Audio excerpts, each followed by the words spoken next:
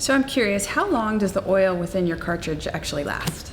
Well, for our 500 milligram cartridges, we like to think of it as around 4 to 5 grams of cannabis. Okay. For me, it'll last a little less than a week, but for my wife, it can go a couple weeks. Okay, and for some others, it might last a month or two, correct? Right, right. And so what's the shelf life of an oil cartridge? If I happen not to use it right away, how long will it last for?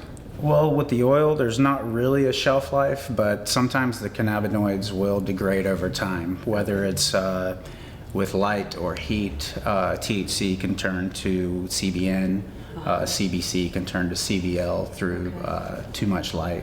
And that's not harmful, but that's not exactly what people might want to have happen, correct? Right, so if you have a sativa oil that is high in CBN, the CBN is going to make you sleepy, which kind of goes against the sativa. Right. And how long would that degradation take to occur? It takes a good while, at least a year. Oh, okay. So you've got some time. Yeah, it's going to be gone before that happens. And so tell me, if I have an oil cartridge or it's on the pen or in the package, how should I store it? Storage is probably best at room temperature. Okay. You don't want to leave it in your car. You don't want to put it in the freezer or the refrigerator.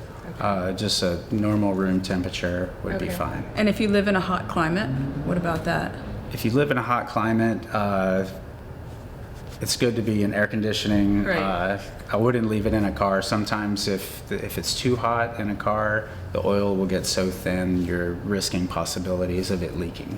Got it. Okay. Well, thank you so much for that answer.